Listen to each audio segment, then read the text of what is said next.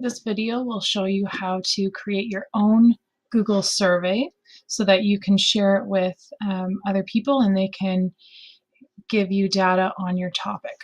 So the first thing you need to do is go to your Google Drive. You can see that I'm in mine. I'm actually already in the folder that I want to be in. So I'm in a folder for this project. You could create a folder if you like. It just makes it easier for you to find it later. So the first thing you do is you go to New, and you'll see these options here, but you're probably going to have to click on More and go to Google Forms. It's going to open a new Google form for you, and the first thing you want to do is title it. So I'm going to create a Google form about technology use at St. Augustine School.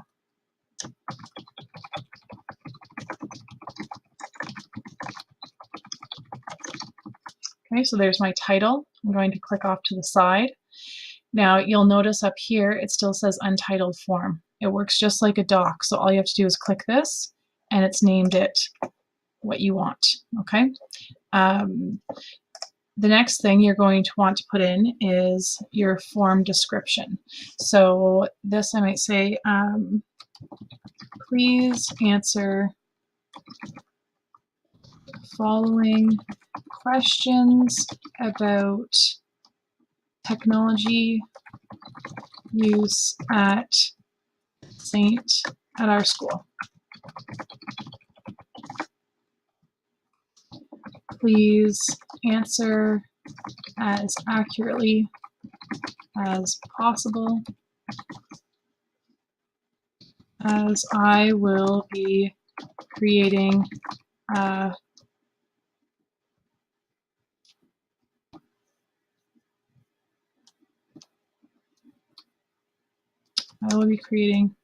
follow-up suggestions or solutions. Okay, so now I'm going to start my questions. So this was the first part, title and description. Now you'll see that it says untitled question. When I click on that, it shows up this box, and these are my options for this question. So my question is going to be, how often do you use technology at St. Augustine School? Okay, now I have different options. Really what you want to look at is this over here. Okay, so right now it's selected multiple choice. If I click on that, look at all of the different ways people can answer. So I should first go over the difference between them. So short answer is a small text box where people can write in their answer. For this question, we don't want that because we could end up with similar answers, but they could all look different. A paragraph is if you want someone to write a lengthy answer, which we don't want that for this question either. What we want is one of these three options. We want either multiple choice, which allows a person to choose only one option. You could do check boxes, but then people could pick multiple answers, or you could have a drop down. A drop down is like the multiple choice, and you can only pick one answer. Okay. There's also a file upload, which we're not going to be using for this at all. There's a linear scale, which we could use later, but not for this type of a question. And then these ones are a little bit more complex. So we're going to, for this question, I want the people to give me one answer. So I'm actually going to offer multiple choice. I click where it says option 1, and I'm going to say my first option is every day. Okay, to do a second option, I click on it. Every other day. Or maybe I want to say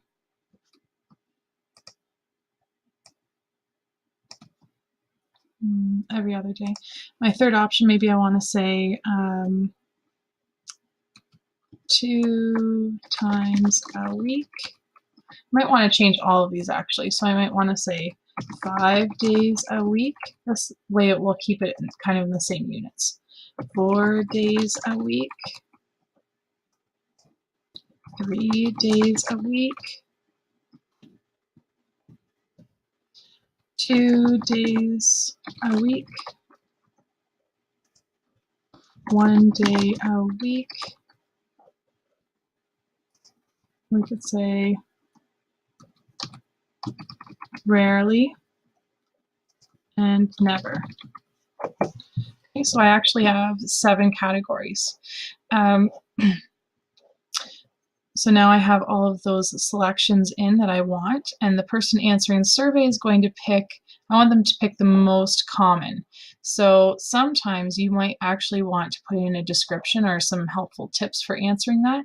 So here I'm going to click on that, do you see the 3-dot menu, and click on description. This gives me a line right here, and I'm going to say select the option that occurs most frequently. Because as you know, sometimes things happen and you might not get to use technology one day. Okay, so I'm happy with this question. There are different options. If I wasn't happy, I could delete it. I could duplicate the question. If my next question is going to be very similar, I could just copy it. And then we also have the option of required. I would click on required. This means they cannot submit the survey unless they've answered the question. That means they're not going to accidentally miss anything. Okay. Now here I have some other options. I'm going to just add a new question below. And my question is going to be, do you enjoy using technology to learn? And I'm going to, it even gives me suggestions. So I'm going to actually take their suggestions and I can change them if I want. So yes, no, usually, sometimes. I'm going to make this required. Now I might add maybe 2 more questions. You don't want to have too many questions because then people get tired of answering them. So I'm going to, just for these purposes, make it a 2-question quiz right now. Okay, so I'm going to pretend that this is done. And so some finishing touches. You'll notice here there's a color palette, so you can click that and you can change the color. You can also change to illustrations.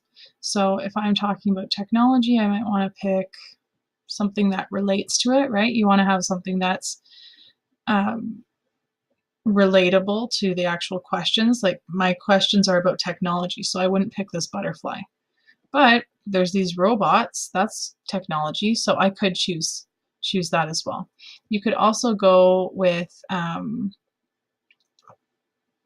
there's some illustrations, and at the end there's just some basic ones. So I'm going to pick just a general one like this, select, it's changed it.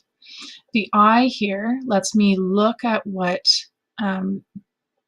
it would look like when I send it. So if I click the eye preview, it opens a new tab, and this is what the survey looks like. Here's my title, my description, my first question, my second question, and the submit button. So I'm happy with that. So if I needed to make changes, I would make those changes. The next thing is the settings cogwheel. If you click on that, there's a lot of different options. So the first option in general is collecting email addresses. So you have to decide, do you want this to be anonymous or not? We probably want this to be anonymous.